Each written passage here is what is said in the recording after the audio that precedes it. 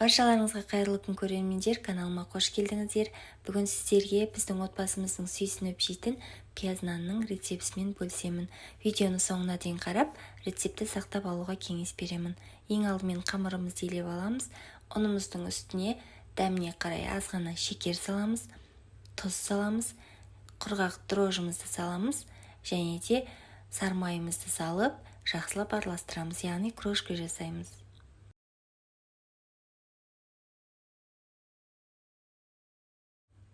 Жақсылап араластырып болғаннан соң, оның үстіне бір жұмыртқамызды саламыз.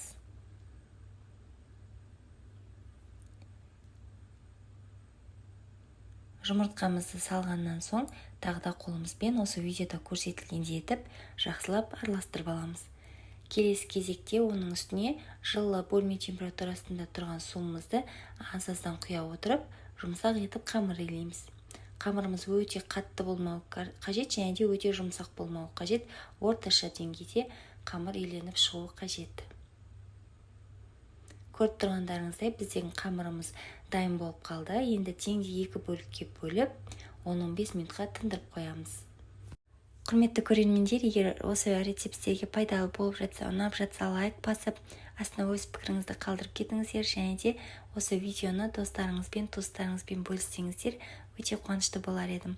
Келесі кезекте бізге осындай бір бас пияз және де көк пияз қажет болады. Негізі көк пияз қолданбай қойсаңыздар да болады. Әрине ол өз қалауларыңызға қарай. Күнделікті тамаққа қолданатын пиязымызды осылай 4 бұрыш етіп турап аламыз. Содан соң көк пиязымызды да жақсылап майдалап турап аламыз.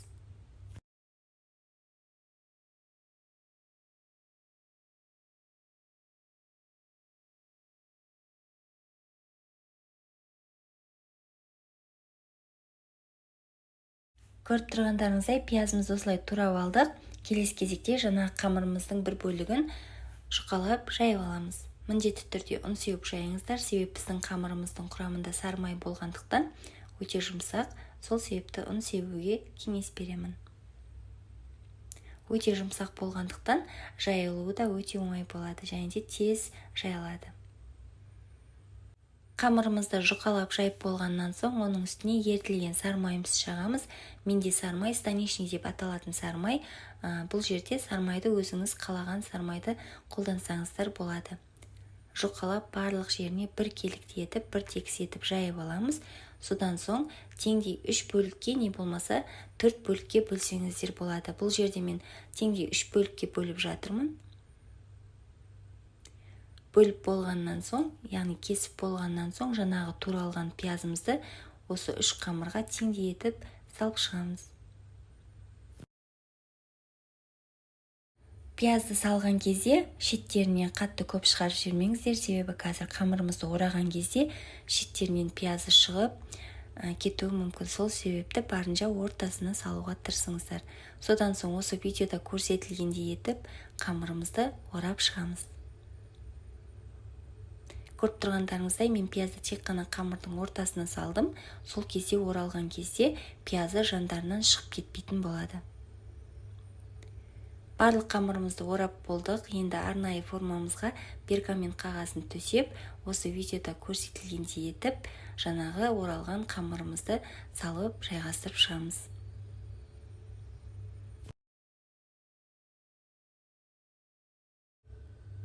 Барлығын салып болғаннан соң, бетіне міндетті түрде жұмыртқаның сарыуызын жағамыз. Содан соң өз қалауыңызға қарай бетіне күнжіт, не болмаса мак сепсеңіздер болады.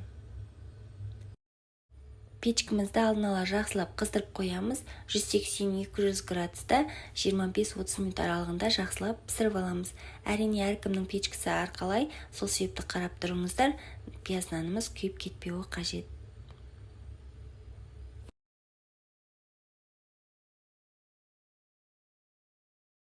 Құрметті көрермендер, көріп тұрғандарыңыздай біздің пияз нанымыз пісіп дайын болды. Өте жұмсақ, сондай өте дәмді болып шықты. Міндетті түрде сіздер де осы рецептпен жасап көріңіздер. Сіздердің отбасыларыңызға ұнайды деген ойдамын. Қазір сіздерге кесіп көрсететін боламын. Көріп тұрғандарыңыздай өте жұмсақ, сондай дәмді болып шықты. Егер осы рецепт сіздерге ұнаған болса және де видеоны соңына дейін қараған болсаңыздар, лайк басып, астына өз пікіріңізді қалдыра кетіңіздер. Алдағы уақытта көптеген рецепттермен бөлісіп отыратын боламын.